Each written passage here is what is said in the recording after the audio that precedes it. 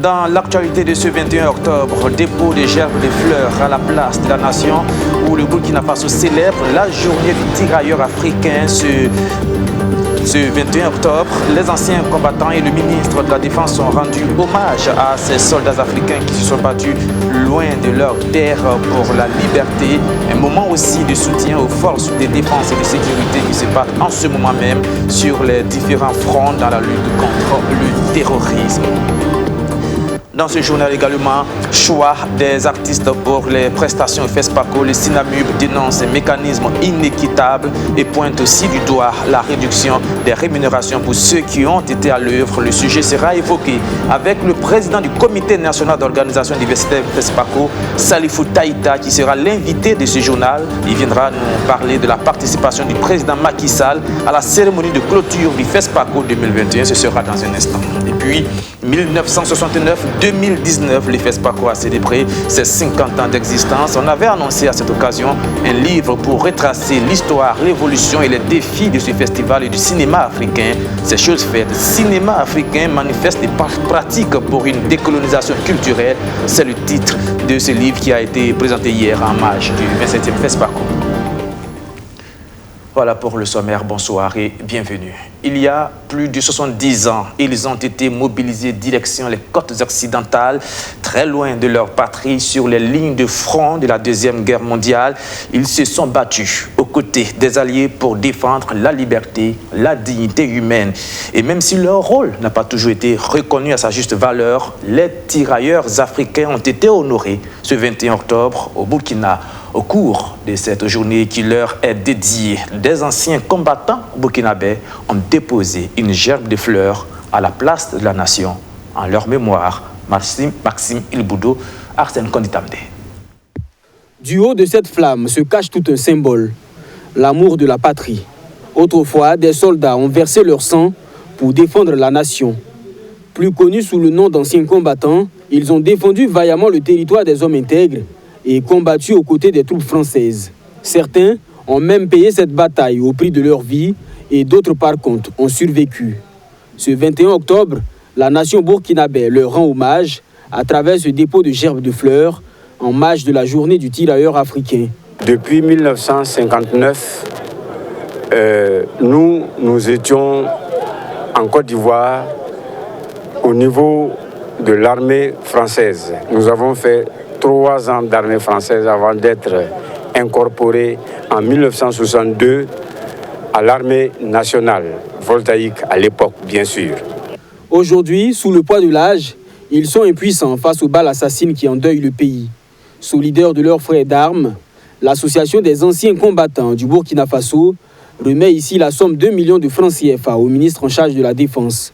Un geste qui vise à soutenir les volontaires pour la défense de la patrie sur le terrain de la lutte contre le terrorisme. Ils ont par le passé combattu vaillamment sur d'autres théâtres d'opération où ils ont contribué à remporter des batailles.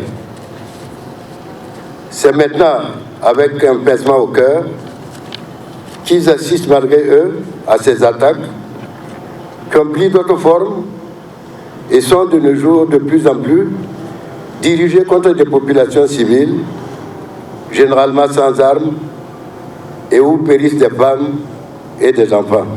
Patriotes, les anciens combattants ont été presque de toutes les luttes qui ont permis d'asseoir les fondements de la nation. Le ministre de la Défense et des anciens combattants, Aimé Saint-Pouré, s'est réjoui du geste des anciens soldats. Il a également magnifié la bravoure des anciens combattants et rendu un hommage aux hommes tombés sur le champ de bataille. Je voudrais dire un grand merci aux anciens, à travers leur association, pour toute leur contribution historique, mais aussi surtout tout ce qu'ils font maintenant pour nous accompagner dans la lutte. Et nous en vivons aujourd'hui un bel exemple avec ce don qu'ils font pour les volontaires pour la défense de la patrie. Les héritiers de l'histoire entendent ainsi se souvenir de la contribution remarquable des anciens combattants dans le processus de libération du pays. Arborant fièrement leur mérite, les anciens combattants ont invité la génération actuelle à maintenir allumée la flamme de la combativité jusqu'à asseoir les fondements d'une paix véritable. Et un peu plus tard, dans l'après-midi de ce jeudi, le ministre de la Défense nationale a été décoré par le ministère de la Défense des États-Unis d'Amérique pour son expertise avérée lors des séances de formation communes. Barthélemy Semporé a reçu sa médaille des mains de la sous-secrétaire d'État américaine chargée des affaires africaines en visite en ce moment au Burkina, Abdouaziz Ossaré. Une médaille pour le ministre de la Défense nationale. C'est une reconnaissance des États-Unis d'Amérique vis-à-vis de Barthélemy Semporé pour avoir participé à des sessions de formation aux côtés de l'armée américaine. Il a représenté de façon très méritée votre pays au niveau des États-Unis. Son expertise dans le domaine de la sécurité. Son examen et analyse très pertinente, stratégique de la situation de sécurité. And his diplomacy in working with American military ainsi que sa counterparts. diplomatie dans la collaboration avec les partenaires américains. And that is why he received from our Secretary of Defense Tous ces mérites ont contribué au prix accordé par le ministère de la Défense des États-Unis. this important award. C'est vraiment un prix très important. Au-delà de la décoration du ministre de la Défense nationale, les États-Unis, par la voix de sa sous-secrétaire d'État chargée des affaires africaines, s'engagent à renforcer son partenariat avec le Burkina Faso dans le domaine de la sécurité. Bonne nouvelle pour le ministre en charge des Affaires étrangères. Et la sécurité, comme on le dit,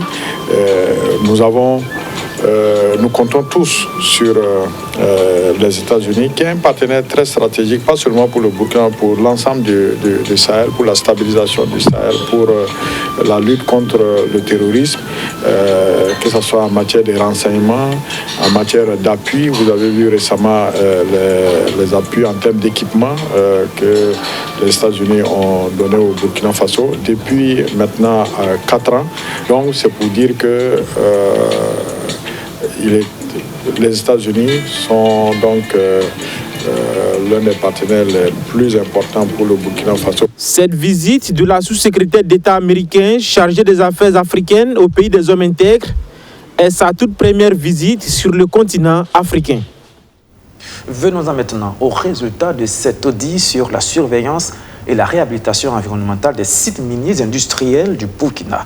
Un audit réalisé par la Cour des comptes sur la période 2015-2019 et qui révèle que les textes en la matière ne sont pas respectés. Une défaillance imputable à divers facteurs et divers acteurs agissant dans le secteur, toujours selon cet audit. Les précisions avec Archibald Boy. Au Burkina Faso, les textes encadrant la surveillance et la réhabilitation environnementale des sites miniers industriels ne sont pas appliqués de façon générale, faute de compétences en ressources humaines et de moyens financiers. Et ce, malgré l'existence des plans d'études environnementales avant l'installation de ces sociétés. C'est ce qui ressort du rapport réalisé en 2021 par la Cour des comptes. S'il y a un plan, donc il appartient à l'État de suivre la mise en œuvre de ces plans. Mais le plus gros problème que nous avons vu, c'est la disponibilité des fonds. Parce que ces sociétés-là cotisent au fonds de réhabilitation. Mais malheureusement, au moment où ils ont besoin de ces fonds pour réhabiliter progressivement l'environnement, ils n'ont pas la disponibilité de ces fonds. Ou au moment même où ils doivent fermer, ils n'ont pas la disponibilité de ces fonds. Ce document révèle que les études d'impact environnemental et social sont réalisées par des personnes dont on ne peut garantir l'impartialité. Il mentionne aussi l'absence au ministère en charge de l'environnement de mécanismes pour assurer l'efficacité de la délivrance des avis sur la faisabilité environnementale. Toute chose qui inquiète quand on sait les conséquences sur l'environnement suite à l'implantation des projets miniers dans les localités. Et cet impact est de plusieurs ordres. Pollution des sols, pollution des eaux, et pollution sonore, parce qu'il y a aussi des bruits. Et il est même constaté dans certains villages des fissures qui existent dans des bâtiments. Parce que vous savez que ce ne sont pas des bâtiments durs, donc c'est des fissures. On a constaté souvent que l'implantation des mines, l'implantation d'une mine a souvent entraîné, par exemple, des problèmes d'écoulement d'eau. ou alors une diminution du débit d'eau dans les forages ou quelque chose de ce genre. Donc il y a vraiment beaucoup d'impact. Par ailleurs, il ressort de cette enquête que les populations des lieux d'implantation des sociétés minières ne sont pas informées des impacts et des enjeux réels de ces projets. C'est pourquoi les initiateurs de cette étude recommandent à l'État burkinabé la multiplication des campagnes de sensibilisation à cet effet. Toute autre chose, et nous ouvrons notre page FESPACO avec cette sortie du Sinamub. À 48 heures de la fin du 27e Festival panafricain du cinéma et de la télévision de Ouagadougou, le syndicat national des artistes musiciens du Burkina dénonce une forme d'injustice dans le choix des artistes amenés à prester sur les différents plateaux, grief auquel le Sinamub ajoute la réduction de moitié des rémunérations de ceux qui ont été sélectionnés. Arsène Konditamné pour le compte rendu. Le syndicat national des artistes musiciens du Burkina vent debout contre le mode de sélection des artistes retenus pour les scènes du FESPACO. L'organisation déplore une sélection d'artistes entachée d'irrégularités. Les critères de sélection n'auraient pas été respectés par le Sénasa. Inacceptable, selon Almami Kadji, le secrétaire général. Nous avons voulu que le comité de sélection fasse un travail scientifique. En sélectionnant les artistes sur la base du mérite, nous avons constaté avec désolation que la sélection des artistes musiciens lors du FESPACO 2021 s'est faite selon les humeurs et les déshydratats du DG du Sénasa, qui a décidé de fouler magistralement au pied les critères qu'il a lui-même édictés lors de l'appel à la candidature du 6 octobre 2021. À quoi donc a servi cette mascarade appelée appel à candidature si les dés étaient pipés d'avance? Selon le Sinamub, le cachet des artistes aurait également été réduit de moitié par rapport aux deux précédentes éditions. Nous notons un contingentement du nombre d'artistes qui est réduit de moitié par rapport aux éditions précédentes. Idem pour les cachets qui sont réduits de moitié. Le playback était payé à 150 000 francs CFA lors du FESPACO 2017. Le 2019 est payé cette année à 75 000 francs CFA. Et le live passe de 700 000 francs à 350 000 francs CFA. Le traitement des artistes par la direction générale du Sénasa se dégrade d'année en année.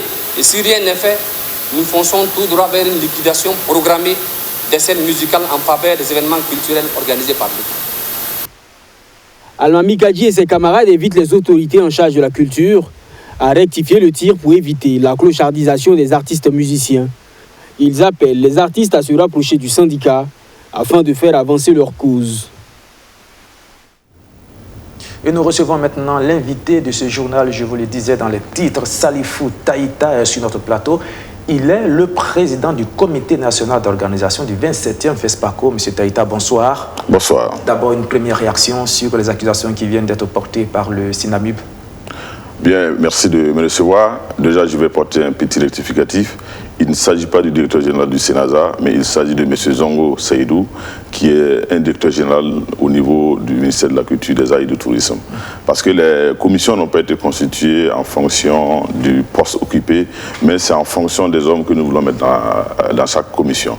Donc, il n'est pas là-bas en tant que directeur du Sénasa, mais en tant que directeur général, en tout cas d'une structure du ministère. Et je voudrais aussi dire que c'est très difficile quand on sait qu'au niveau du BBDA, il y a plus de 5000 artistes burkinabés qui sont enregistrés et que le FESPACO, on n'emploie que moins d'une centaine, c'est clair que le choix va être difficile. Et ceux qui n'ont pas été choisis, ils vont penser qu'il y a eu, en tout cas, peut-être des mémises. Pourtant, je pense que la commission a travaillé aussi de manière sereine. Bon. Et concernant la réduction de moitié des rémunérations des personnes, des artistes qui prestent? Effectivement, je pense que dans ce cadre, la commission nous a fait des suggestions pour augmenter le nombre d'artistes. Vous savez, si on veut augmenter le nombre d'artistes, c'est clair qu'il faut diviser la poire en deux. Le cachet doit être divisé en deux. Je pense que c'est dans cette dynamique-là que peut-être le cachet est à ce niveau. Et puis, bon, ce FESPACO, ce n'est pas le même contexte que le FESPACO du cinquantenaire, où le budget était presque le double. Donc, il faut qu'on regarde par rapport à tout cela. Et je pense que ce n'est pas aussi, en tout cas, un goulot d'étranglement. D'accord. Merci pour les précisions que vous venez d'apporter, Salifou Taïta. Alors, vous êtes là pour nous parler de la cérémonie de clôture du FESPACO. C'est pour après-demain, samedi. Et Macky Sall, le président sénégalais, sera là, bel et bien présent. Il faut dire que le Sénégal est le pays invité d'honneur de ce 27e FESPACO. Exactement. Le samedi 23 à 16h, les lampions vont se refermer sur la 27e édition du FESPACO. Et comme vous l'avez mentionné, la République du Sénégal est le pays invité d'honneur. Et le président Macky Sall a confirmé sa présence effective, en tout cas à cette cérémonie de clôture, auprès de son Excellence M. Roch-Marc Christian Kaboré, président du FASO. Et cela nous a été communiqué par le cabinet du président sénégalais. Il sera là quand déjà? Elle arrive quand? Je n'ai pas son routing, mais ce qui est sûr, sera la cérémonie d'ouverture. Et je pense que quand même, pour le vol, je n'ai pas beaucoup de précisions, mais il sera là pour la cérémonie d'ouverture. De clôture, je pense. Alors, on a assisté à une cérémonie d'ouverture assez magistrale, qui a été appréciée par tout le monde. À quoi devons-nous nous attendre pour la cérémonie de clôture? Oui, au moins du même niveau. Oui, normalement, on doit s'attendre en tout cas à une cérémonie de clôture du même niveau. Mais le fait qu'on a bien réussi la cérémonie de clôture, d'ouverture, ça fait un peu peur pour la réussite de la cérémonie de clôture. Mais je pense que la cérémonie de clôture est beaucoup plus la proclamation des prix et puis voilà la palmarès que beaucoup le côté artistique. Ce qui est sur l'animation, il y aura toujours le chorégraphe avec en tout cas une scène chorégraphique, mais il y a plus les palmarès et les prix qui vraiment qui sont importants. Oui, les palmarès, mais vous savez aussi que pour toute activité, l'introduction et la conclusion sont importantes. Je me souviens pour le FESPACO 2019, le cinquantenaire, oui. J'étais à la cérémonie d'ouverture, qui était extraordinaire, et puis à la cérémonie de clôture au Palais des Sports, c'était complètement la catastrophe, c'était une cacophonie pas possible, les donateurs des prix qu'on n'arrivait pas à désigner, c'était vraiment difficile. Est-ce que pour cette année, un effort sera fait pour que les choses soient faites quand même avec un minimum d'organisation? Oui, je pense que ce n'est pas parce qu'en 2019, il n'y a pas eu d'organisation qui a eu cet échec. Peut-être qu'il y a eu des impondérants, en tout cas, qui sont survenus en tout cas à un certain moment donné. Mais en tout cas, ce qui concerne cette année, le comité d'organisation est à pied d'œuvre. Déjà, demain, nous avons un casting grandeur nature au niveau du Palais des Sports pour voir comment déjà tous ceux qui sont concernés par la cérémonie de clôture vont se déployer sur la scène. Et comme on l'a fait à la clôture. Et nous pensons que normalement, il n'y a pas de raison que nous puissions échouer cette cérémonie de clôture comme nous avons réussi celle de l'ouverture. Alors, comment se passent les travaux en ce moment? Oui, actuellement, il faut se dire que les chorégraphes sont déjà, la chorégraphie est en train de s'activer. Aussi au niveau de la commission programmation, c'est-à-dire le déroulé, ils sont en train de finaliser le programme. Et je pense que normalement, demain à partir de 15h, nous aurons ce qu'on peut appeler, en tout cas, un avant-goût de la cérémonie de clôture. D'accord. Est-ce qu'au niveau de l'étalon de Yenega, il y a déjà des tendances? Bon, nous évitons beaucoup de nous prononcer sur ces questions qui sont extrêmement sensibles, parce qu'on parle de jury, en tout cas le comité d'organisation ou le ministère de la Culture se met à l'écart de ces questions qui sont vraiment des questions, en tout cas liées à des professionnels du cinéma et qui sont des questions où il faut qu'une grande neutralité soit affichée. Est-ce que jusque-là, et on est en train de terminer, est-ce que jusque-là, l'organisation a été bien faite sur les différents sites de projection des films, la galerie marchande, sur le site même du FESPACO? Est-ce que les choses se passent bien? Bon, nous sommes très mal placés pour nous apprécier, mais nous pouvons dire qu'à 48 heures de la clôture de la 27e édition du FESPACO, nous n'avons pas en tout cas enregistré une difficulté majeure. Aucune difficulté majeure? Aucune difficulté majeure, ni un incident, oui, ni un incident. Aucun incident majeur, en tout cas, qui nous a amené à dire qu'il faut faire recours à quoi que ce soit. En tout cas, nous pensons que de manière empirique, c'est-à-dire sans analyse scientifique, il faut se dire que ce FESPACO est à l'image du 51 en matière de mobilisation. Mais de manière scientifique, nous avons demandé à la Direction générale des études et des statistiques de nous faire, en tout cas, la situation de la fréquentation et aussi de la situation, en tout cas, de tous les apports par rapport à l'animation de ce FESPACO. Vous dites qu'il n'y a eu aucun couac. Est-ce que vos équipes étaient sur tous les sites en même temps? Oui, je pense qu'on ne peut pas manquer un petit couac, mais ce n'est pas vraiment un goulot d'étranglement, ce n'est pas de difficulté majeure, ça n'empêche pas vraiment qu'on puisse... Parce que je vous le demande, parce que ce soir même, nous avons eu le témoignage d'un producteur, un réalisateur ivoirien qui a dit que son film n'a pas pu être projeté. Tout simplement parce que la machine était tombée en panne et que ceux qui étaient venus assister au film étaient partis. Mais vous savez que ça, ce sont des impondérants du dernier minute, ce sont des questions techniques. Oui, mais et ça, oui, c'est. Par exemple, moi, je ne l'ai pas appris parce que ça ne fait pas partie du comité d'organisation. Ça, ce sont des questions vraiment, j'allais dire, sectorielles au niveau de technique, c'est-à-dire dans les salles de ciné. Et une salle de ciné, on peut même avoir une coupure de courant qui arrête un film. Donc, c'est vraiment regrettable que cela s'est passé. Nous n'avons pas été informés. Mais ce n'est pas aussi insurmontable parce qu'on peut le programmer programmer le film. Oui, mais c'est quand même un peu difficile quand on vient d'un autre pays pour projeter son film et que le film ne peut pas être projeté parce qu'il y a des pannes mécaniques, c'est quand même difficile. Mais ce que j'ai dit, c'est quand même le FESPACO 50 ans après. Oui. C'est comme j'ai dit, je pense que le film, on peut rattraper ça, on peut reprogrammer le film, ça au moins c'est clair. Donc c'est une difficulté surmontable à tout point de vue. C'est assez clair. Et vous savez que le FESPACO a fait ses 50 ans en 2019, exactement. Un demi-siècle d'existence quand même. Et qu'à cette occasion, on avait annoncé l'édition des livres pour retracer l'histoire cinématographique de l'Afrique, cette aventure extraordinaire. Eh bien, c'est chose faite maintenant. C'est un livre qui a pour titre « Cinéma africain, manifeste et pratique pour une décolonisation culturelle ». Il renferme des discours, mais aussi des idées sur la nécessité pour le cinéma africain de s'autoproduire, de s'autofinancer avec ses propres codes culturels. Le livre est édité en 3 volumes en anglais et en français. Il a été présenté hier en marge du 27e FESPACO. Charles Okuru, Arsène Konitamde.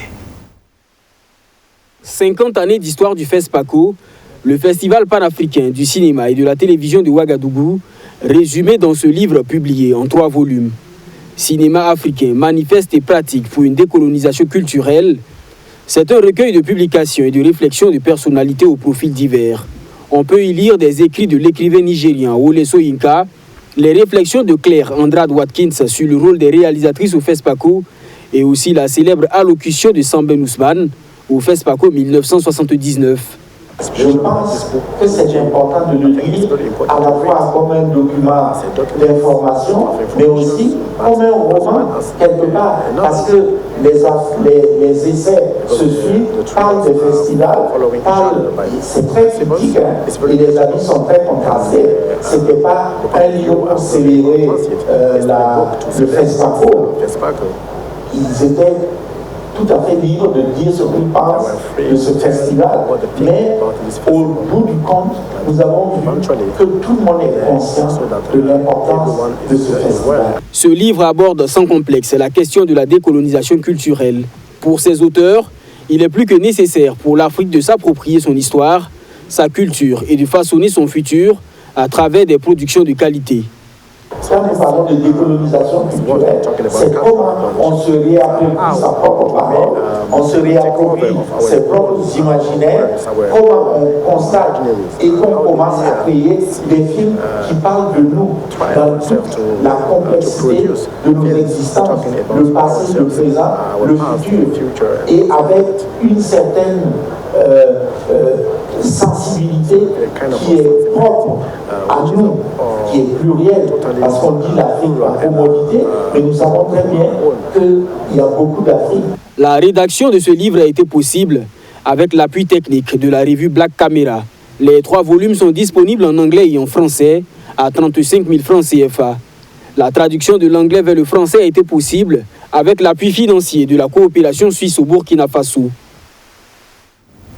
Et voici sans doute une initiative qui va dans le sens du financement endogène du cinéma africain, celle de la société Floratique qui met en place un fonds de 10 millions de francs CFA pour le financement du meilleur scénario en court-métrage. C'est un concours réservé aux jeunes réalisateurs. Les critères de sélection ont été dévoilés hier.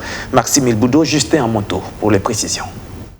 La société Flore pour l'audiovisuel et les technologies de l'information et de la communication Floratique veut apporter sa contribution au développement de l'art et à l'épanouissement des professionnels du cinéma africain.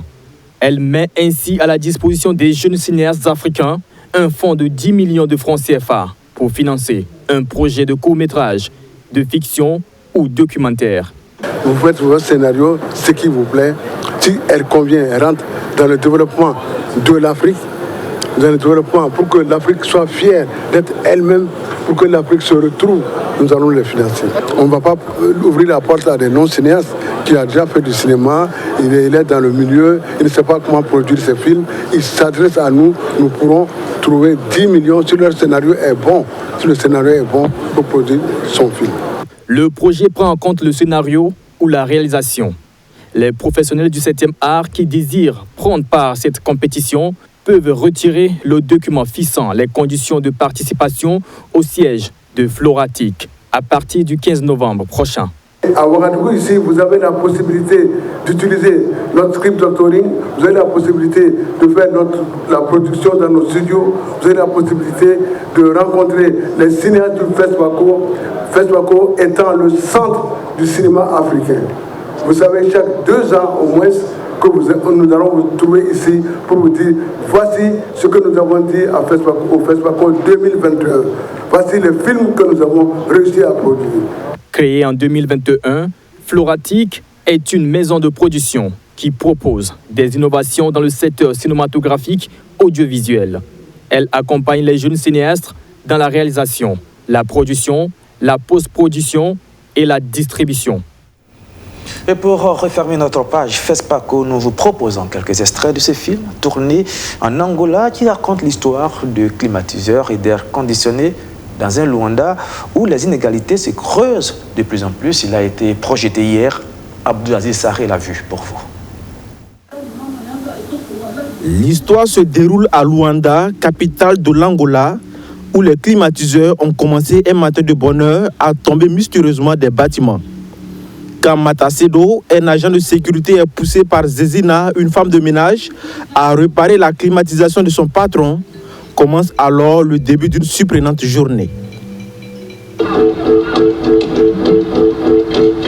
Captant le rythme battant de Luanda, Air Conditioner est un film qui sillonne une ville en manque d'air où les immeubles portent des cicatrices de l'histoire d'une société qui tente de se reconstruire après la guerre civile. C'est un film très poétique, beaucoup de poésie, avec une caméra vraiment qui est prise comme un personnage à la limite, très subjective, qui nous permet de nous identifier presque aux personnes qui sont dans le film et qui traite aussi d'une réalité malheureusement très cruelle dans l'Angola actuelle. Réalisé par l'Angolais Fradique, le film fait également vision empathique et critique sur les inégalités sociales dans la ville classée la plus chère au monde. Un film qui est aussi interpellateur sur la situation ou les conditions de vie des Angolais, avec un paradoxe qui est que le pays est un grand producteur de pétrole. Malheureusement, les gens vivent dans la pauvreté.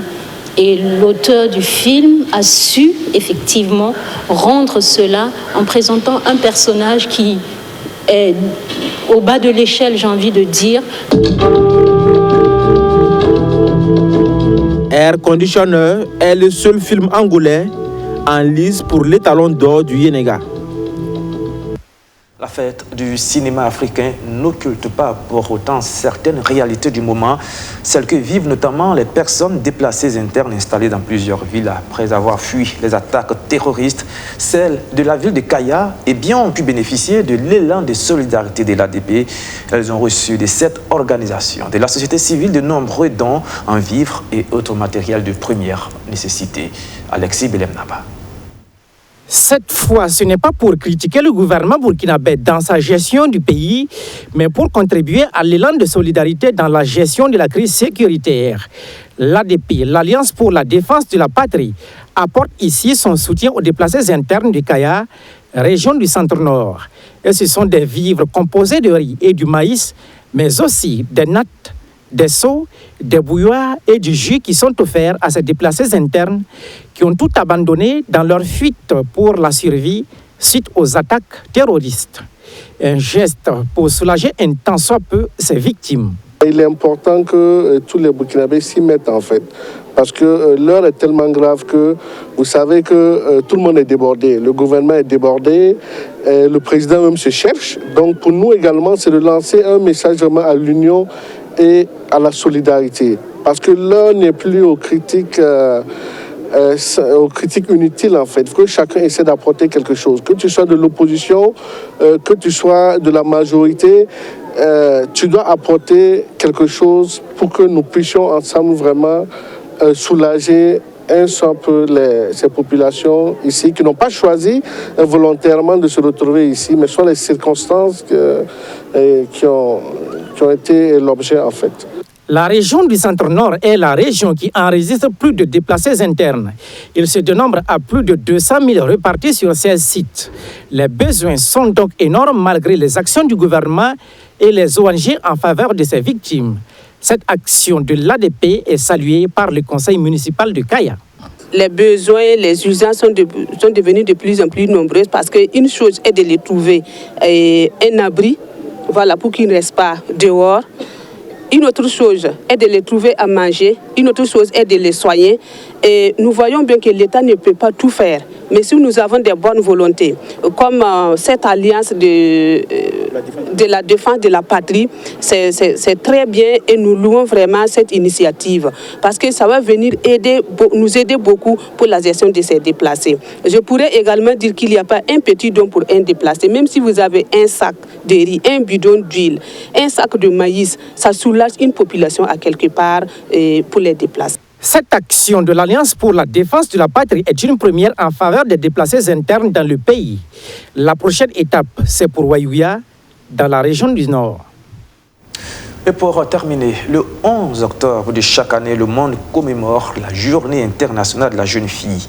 Au Burkina Faso, elle a été célébrée durant une semaine par la coordination régionale des associations pour la promotion des personnes handicapées du Haut-Bassin et ce à travers plusieurs activités. La cérémonie de clôture a eu lieu ce week-end. Reportage Mariam Séré, surtout Justin Dabiré. C'est sous le thème Filles d'aujourd'hui, femmes de demain que l'association Solidarité féminine et Initiative pour le développement Solifeld a célébré la Journée internationale de la jeune fille.